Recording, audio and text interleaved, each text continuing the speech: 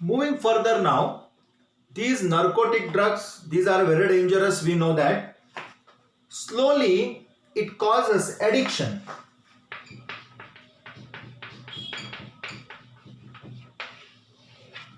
Person will get addicted to that. Addiction means psychological attachment to certain effect like euphoria and all that. Psychological attachment. And totally that person gets dependent on that drug. So it is called as dependence. It's called as a dependence. It's very difficult for him or for her to live without this. And that's why it leads to a syndrome called as withdrawal syndrome.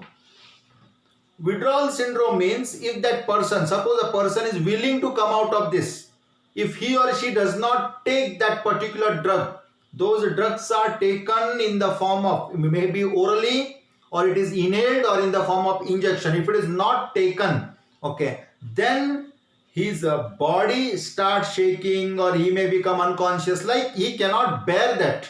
That is called as withdrawal syndrome. That cannot be withdrawn from him. It cannot be withdrawn away from him.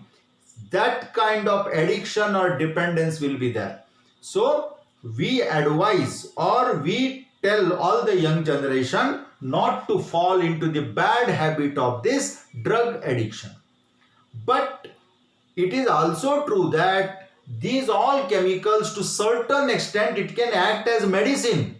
It's not that totally they are harmful. It is medicine when taken in proper quantity and proper advice from the doctor. Let us give one or two examples.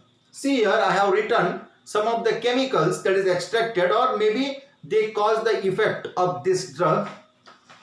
Barbiturates, amphetamines, benzodiazepines, lysergic acid diethylamide LSD.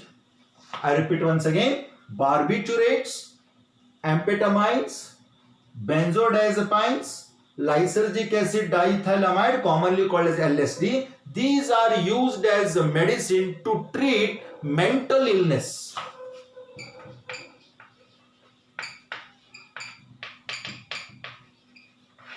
Mental illness like insomnia.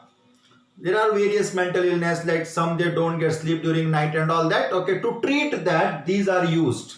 Okay, this gives a kind of relief. Similarly, there is one called as morphine.